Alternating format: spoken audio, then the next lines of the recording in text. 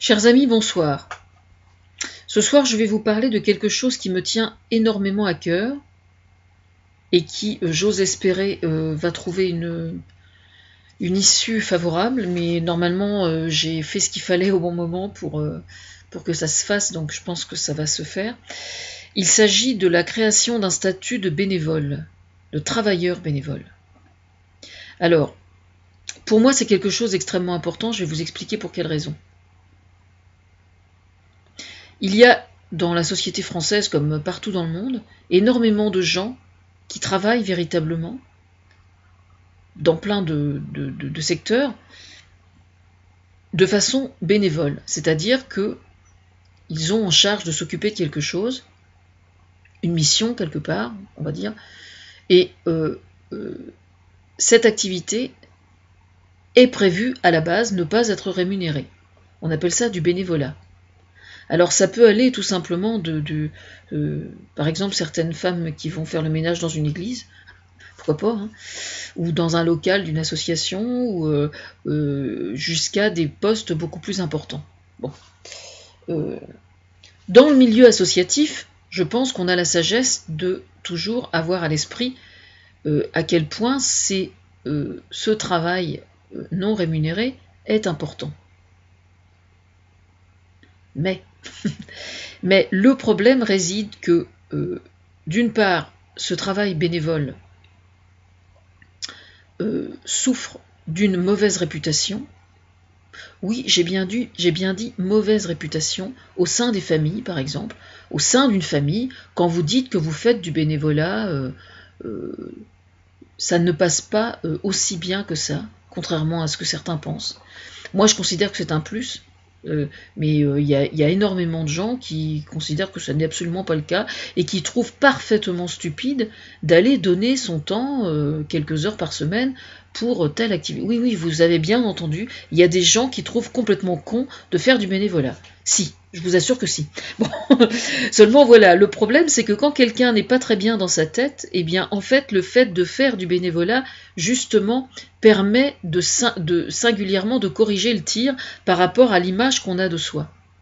Alors évidemment, moi je connais particulièrement bien le problème dans le cadre d'une femme qui est au foyer, parce que je l'ai été dans une vie antérieure, et donc le fait de donner quelques heures par semaine, par-ci, par-là, pour faire des activités bénévoles, modifie considérablement l'image que vous avez de vous-même, parce qu'on vous renvoie une image différente de celle que vous avez au sein de votre couple et au sein de votre cellule familiale. C'est pour ça que c'est extrêmement important. Alors, moi je recommande de toute façon à toute personne qui n'a plus d'activité professionnelle d'avoir une activité bénévole, y compris, ça peut être simplement dans l'association de votre village et pas nécessairement en faisant partie du bureau. Ça peut être quelque chose de beaucoup plus... de beaucoup moins conséquent, je vais dire, socialement. Mais il n'empêche que c'est important. Parce qu'il y a la notion de collectivité qui est quand même pas négligeable. Mais c'est surtout extrêmement important par rapport à l'image que vous avez de vous. Alors, par contre, c'est vrai qu'il faut faire attention à l'excès inverse. J'ai connu, moi, par exemple, le cas de quelqu'un qui m'a été raconté, il y a le syndrome du président d'association, par exemple. Je dis bien le syndrome. Alors le syndrome, c'est un ensemble de symptômes qui correspond à une forme de pathologie. Pour ceux qui ne connaissent pas le mot syndrome, à ne pas confondre avec symptôme, justement. Et donc ce monsieur en question, mais j'ai déjà connu quelqu'un à qui c'est arrivé aussi, était président de 4 ou 5 associations. Vraiment, vous voyez ce que je veux dire? Alors là, statistiquement, il a toutes les chances d'être un lion, hein, celui-là. Je rigole parce qu'il y en a certains qui vont faire des bons. Mais bon, c'est pas grave, j'assume parfaitement mon propos. Mais le syndrome de celui qui est président de 4 ou 5 associations, en général, c'est quelqu'un qui a des problèmes psychologiques assez sévères. En règle générale, il arrive aussi, par exemple, qu'au sein d'un couple ou d'une cellule familiale, quelqu'un qui aille mal ait une activité bénévole tellement importante que ce soit véritablement un symptôme au niveau du couple ou au niveau de la cellule familiale. Donc on peut aussi se poser des questions de ce côté-là. Par exemple, si vous faites du bénévolat dans un couple, il y en a un des deux qui fait du bénévolat alors que l'autre n'en fait pas du tout et surtout ne s'intéresse absolument pas à l'activité bénévole de l'autre, c'est un problème aussi, ça.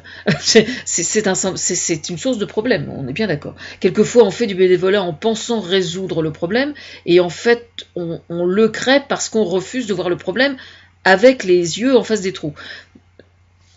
Ça sent le vécu, on est bien d'accord, ça sent le vécu, mais chacun essaie de résoudre ses problèmes du mieux qu'il peut, et je pense que c'est mieux d'essayer de faire du bénévolat pour essayer de résoudre certains problèmes, plutôt qu'à d'aller se saouler la gueule et de se prendre une grosse cuite, quoi, par exemple. Vous voyez ce que je veux dire?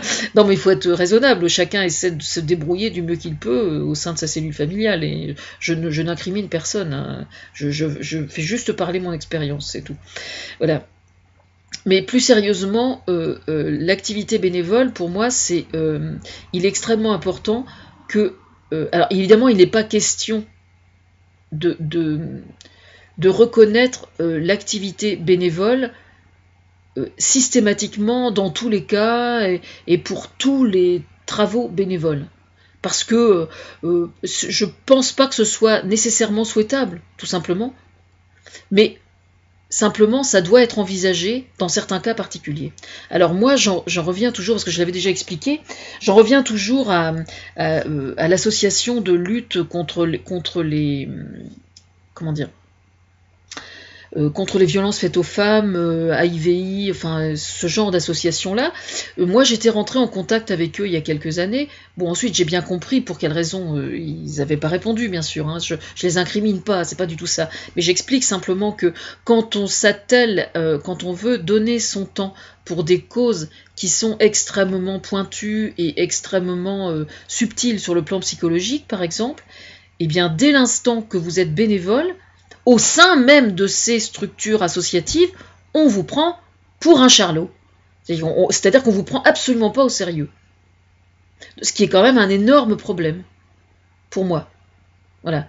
Alors, je tiens juste à préciser que le rôle du bénévole dans une société, pour moi, c'est un rôle absolument fondamental, mais je sais pertinemment que du côté des psychiatres, par exemple, c'est une donnée qui a été, je crois, parfaitement corrigée maintenant.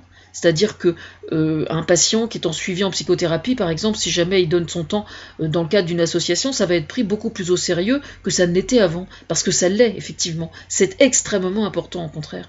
À la limite, je me demande même si c'est pas plus important encore que l'activité salariée, parce que justement, le fait de donner son temps pour une cause particulière, et d'une certaine façon intellectuellement peut-être plus valorisante encore que le fait de travailler dans le cadre du travail salarié. Voilà, ça n'engage que moi, mais bon, parce qu'il se trouve que par exemple pour défendre certaines causes, le fait de pouvoir argumenter en disant je ne risque pas de le faire pour l'argent parce que je suis bénévole, il y en a certains qui font vraiment une drôle de gueule, je peux vous l'assurer. Et là, ça emmerde beaucoup de monde. D'ailleurs, c'est une des raisons pour lesquelles je me sens si forte, d'une certaine façon, c'est qu'il y a plein de sujets sur lesquels je me bagarre, et comme je ne suis absolument pas rémunérée par qui que ce soit, et que je n'ai jamais signé un contrat avec qui que ce soit, eh bien, je peux ouvrir ma gueule. Et Dieu sait que j'ai une grande gueule. Voilà, ça c'est un énorme avantage. Maintenant, on est bien d'accord, ça n'est pas une solution, hein. Moi, pour information, je cherche du travail depuis des années. Simplement, on fait tout pour que j'en trouve pas, ce qui n'est pas du tout le même problème. Mais on va y arriver, hein, vous inquiétez pas, je pense qu'on va arriver à se débrouiller pour que j'ai effectivement du travail un jour. Mais bon, c'est comme ça. Mais voyez, par exemple, le fait de pouvoir argumenter le fait d'exiger un statut de travailleur bénévole, je suis plus forte aujourd'hui pour trouver les arguments sur ce sujet-là que si j'étais salariée pour défendre cette cause-là, justement. C'est pour ça que c'est extrêmement subtil tout ça, hein. Mais j'ai un coach du tonnerre là, alors ne vous inquiétez pas, il sait ce qu'il fait, le Fersen. Bon, bref, qu'est-ce que je voulais dire d'autre ? Oui, quand on se bat, par exemple, au sein de certaines associations, par exemple, qui touchent la santé, qui touchent la psychologie, la psychiatrie, euh, ce genre d'association, bah, on va tout simplement vous faire sentir que vous n'avez pas la formation, que vous n'avez pas les diplômes, que... Voilà. Donc à partir du moment où on se retrouve dans cette situation-là, bah du coup c'est comme si on se retrouve complètement... surtout on n'est absolument pas écouté. Et on ne vous répond même pas d'ailleurs, hein, c'est très simple, on ne vous répond même pas. Voilà. Donc en fait, voilà, vous vous souciez d'un truc.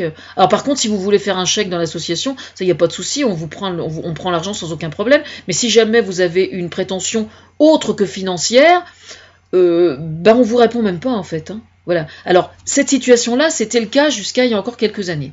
Bon, maintenant, je vais vous parler d'un réseau social qui s'appelle Linked, L-I-N-K-E-D. Bon, il se trouve que sur ce réseau social, qui est plus axé sur le professionnel, et sur la recherche d'emploi notamment, vous avez la possibilité de poster votre profil, de déposer votre CV, et chose très importante, c'est qu'ils accordent une importance tout à fait fondamentale à l'activité bénévole. C'est-à-dire que quand vous remplissez votre profil et votre CV, on accorde visiblement une grande importance à votre activité en tant que bénévole. Donc ça, c'est extrêmement important parce que vous avez la possibilité de mettre en avant certaines qualités que vous avez. Moi, par exemple, j'ai énormément de qualités, mais à un point que vous ne soupçonnez pas, qui ne correspondent à aucun diplôme. Voilà. Ça, je suis vraiment l'exemple.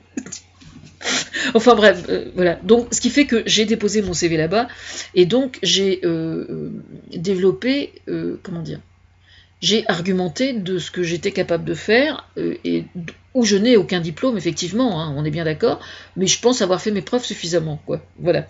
Alors, c'était très important que je remplisse ce profil-là, là-bas, justement, parce que, comment dire, parce que il se trouve que j'ai certains projets extrêmement pointus, et que je suis, je crois, la seule à porter à bout de bras, pour l'instant. Enfin, à ma connaissance, il y a peut-être d'autres... Non, c'est stupide ce que je dis. Il y a plein d'autres... Il y a beaucoup de personnes, en fait, au sein de ces associations qui attendent après moi, mais qui ne m'ont jamais communiqué quoi que ce soit sur le sujet. Donc, si je dis je suis la seule à porter à bout de bras mes projets, c'est parce que je n'ai jamais eu l'occasion d'avoir connaissance de quoi que ce soit dans le milieu associatif. Donc, je sais juste qu'on m'a fait remplir le truc et c'est tout, quoi. Voilà pourquoi je dis ça. Bon, toujours est-il que donc j'ai expliqué que moi j'étais toujours prête à défendre. Alors je parle évidemment de la maison transgénérationnelle, je parle du projet, enfin ça c'est plus avec le gouvernement, le projet de baptême civil, parrainage, etc., etc. Enfin j'ai plein de projets pour soutenir les familles par exemple. Comment dire, le complément aussi du mariage, c'est-à-dire qu'il ne s'agit pas bien évidemment de remettre en cause le mariage, hein, c'est pas du tout ça, il s'agit au contraire de l'étoffer de façon plus détaillée et plus subtile, ce qui n'est pas du tout la même chose, et bon ça va être fait, ça c'est d'ordre purement juridique, donc ça doit être fait au sein du gouvernement, mais toujours est-il qu'il y a énormément comment dire, il y a énormément de causes que je tiens à continuer à porter à bout de bras, et où je me sens tout à fait sur la même ligne que j'ai depuis plusieurs années, où simplement il est intellectuellement et psychologiquement absolument irrecevable que je puisse continuer à travailler en étant maintenu sous tutelle. C'est juste une question de logique, quoi. Voilà. Encore à l'instant, là, je viens je sais plus sur quoi de quoi il était question. C'est juste un, oui, oui, au sujet de l'éducation nationale, pour travailler au sujet des inspecteurs d'académie, etc. Je vois pas très bien avec le statut officiellement de malade mental, je peux prétendre travailler sur le dossier, quoi. Sur ce dossier-là, c'est avec la meilleure volonté. Je veux dire, c'est juste hors de question, quoi. Ne serait-ce que par rapport à moi, à l'image qu'on me renvoie de moi, même si je sais que ça n'est pas la vérité, c'est juste profondément illogique et incohérent, on va dire, hein, parfaitement incohérent. Voilà. Alors moi, donc j'ai rempli sur LinkedIn mon CV sur le sujet, et j'ai été notamment approchée par une association très intéressante qui s'appelle Passerelle et Compétences. Alors, Passerelle et Compétences, c'est vraiment un truc tout à fait interpellant, parce que c'est d'une certaine façon, enfin, même si j'aime pas tellement j'aime pas tellement l'expression chasseur de tête, mais bon, c'est un peu ça. L'association donc Passerelle et Compétences, qui est chasseur de tête dans le milieu associatif. Parce que dans le milieu associatif, ils ont besoin de certains profils particuliers qui relèvent de la coordination, par exemple, l'identification des besoins des différentes ONG, et savoir comment est-ce qu'on trouve les personnes qui peuvent répondre, comment est-ce qu'on va trouver les personnes qui sont susceptibles de répondre à la demande de telle association qui a besoin de ça, de telle association qui a besoin de ça, ou de telle autre qui a besoin d'autre chose. Voilà, c'est ce genre de truc. Donc eux, ils m'ont appelé au téléphone. Donc j'étais super contente qu'on m'appelle au téléphone. Oui, autre chose que l'ordinateur, vous vous rendez compte, c'est carrément le grand... Alors là, c'est carrément le grand luxe, là. Là, je vous raconte même pas, c'est simple, j'ai dansé autour de la table au moins pendant 3 heures, hein, tellement j'ai eu du mal à m'en remettre. C'est vous dire, hein. Voilà, ça c'est fait. Donc je leur expliquais que tant que ma tutelle était pas levée, je faisais rien de plus, quoi. L'association ce matin, ado76.com, pareil. Je leur ai téléphoné et je les ai eu au téléphone et je leur ai dit, bah voilà, moi je suis dans les starting blocks et tant que ma tutelle n'est pas levée, je peux rien faire. Voilà. Donc moi j'attends que juridiquement on puisse m'autoriser à le faire. Voilà. Alors, qu'est-ce que ça veut dire? Déjà, dans un premier temps, que ma tutelle soit levée. Ça, c'est la première chose. Et puis ensuite, ça ne va pas suffire. Ça ne va pas suffire. Certes, je n'aurai plus, j'ose espérer, le statut officiel de malade mental. Ce qui en soi est déjà une bonne progression, hein, vous aurez remarqué. Enfin, j'ose espérer que ça sera une bonne progression. Mais ensuite, restera malgré tout le problème que je dois être mandatée par ces associations. Mais là, normalement, le CV, j'ose espérer, va remplir comment dire, va remplir les conditions. Voilà. Alors moi, je suis notamment tout à fait en attente au sujet des maisons transgénérationnelles, parce que je sais que la demande est très importante et que je sais que ça va... c'est quelque chose à laquelle je tiens énormément, et j'ai énormément envie de travailler aussi sur le problème des jeunes par rapport au djihad. Ça, c'est quelque chose que je trouve absolument passionnant et j'ai déjà travaillé pas mal sur le sujet, mais j'entendais Patrick Pelloux justement avec ce qui s'est passé au sujet de Charlie Hebdo, qui expliquait dans une des émissions que il était nécessaire de mettre sur pied une structure qui puisse répondre à ce problème-là en particulier.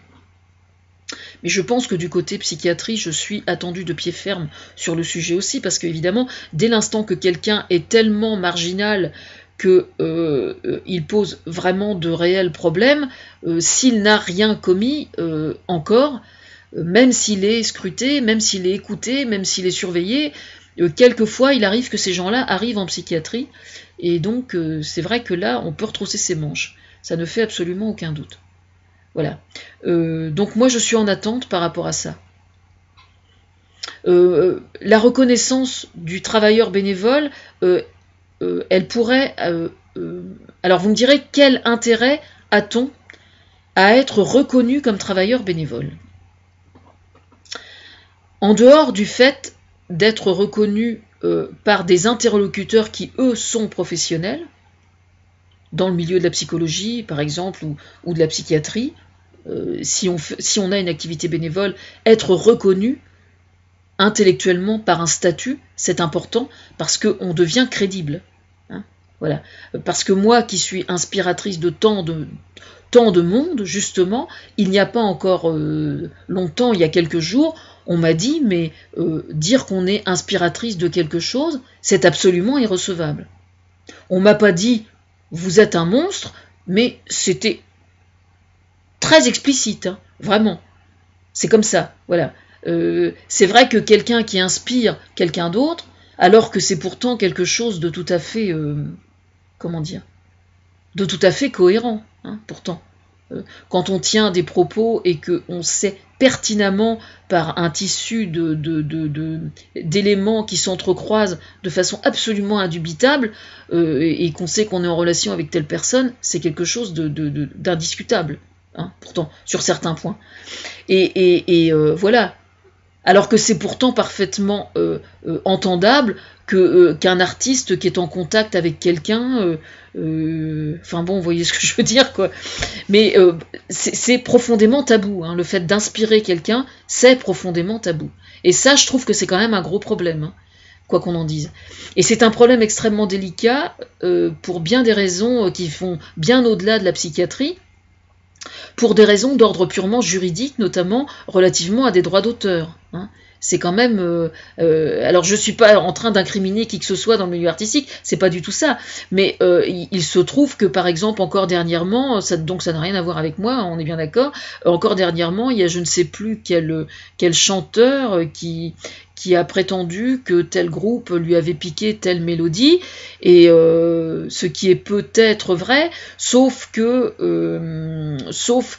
bizarrement, le véritable auteur de la mélodie en question ne s'est fait connaître et n'a porté plainte qu'une fois que la redite chanson a commencé à être connue. Les 4 ou 5 années avant, il disait rien, quoi. Hein.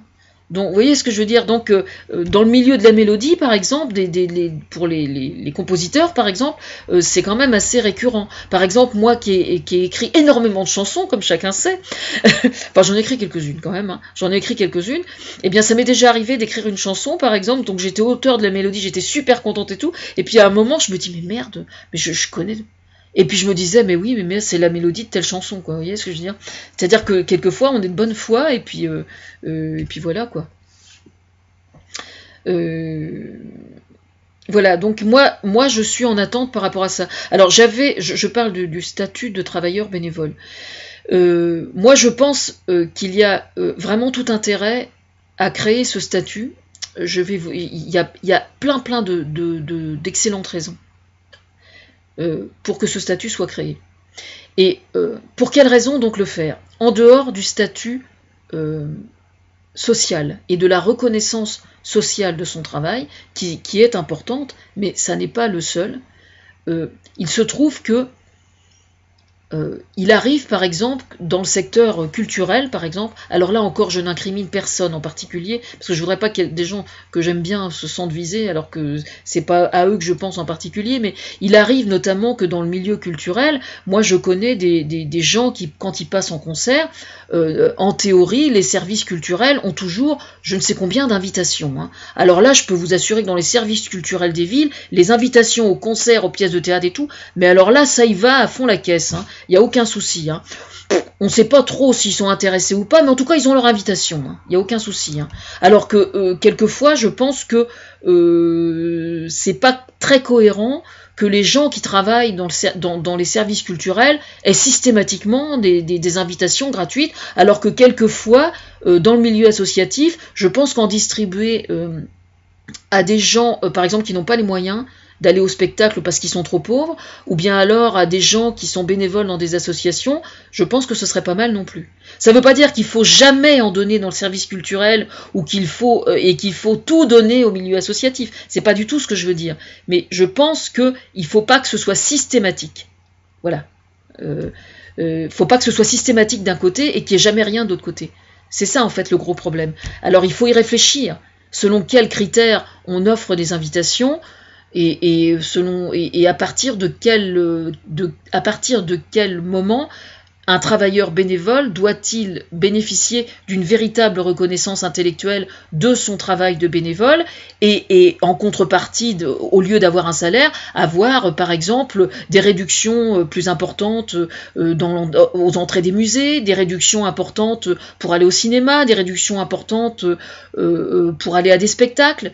Pour moi, ce serait tout à fait faisable, quoi. Moi, je connais des gens, par exemple, qui gagnent le SMIC ou qui sont femmes au foyer, qui font un vrai travail de bénévole bénévoles au sein de certaines associations, et puis qui payent plein pot pour aller simplement au cinéma, ou pour... moi je suis désolée, c'est pas très cohérent, quoi. C'est pas normal. Pour moi, c'est pas normal. Bon, vis-à-vis de moi, c'est pas normal, bon, ça on sait bien, mais ça fait quand même des années que c'est comme ça. Donc, je veux dire, c'est pas à mon sujet à moi que je dis ça en particulier. C'est simplement ce que j'observe, quoi. Moi, ça m'est déjà arrivé d'aller à des concerts, de voir qu'il y avait une flopée d'invités, comme c'est pas permis, dont quand même un bon tiers était là, vachement content d'avoir leur invitation, alors qu'en fait, ils auraient pas payé le quart du prix de la place, ils l'auraient jamais payé pour aller voir l'artiste, quoi. Vous voyez ce que je veux dire? Ils viennent juste chercher leur invitation parce qu'ils ont l'impression d'être des gens importants parce qu'on les a invités, alors qu'en fait, ils en ont rien à foutre de cet artiste-là en particulier, mais ils sont contents parce qu'on les y voit, quoi. Hein, voilà. Oui, je pense à certains concerts particuliers qui me sont passés sous le nez à Paris, notamment. Il y a des choses qu'on n'oublie pas, hein, quand même. Hein.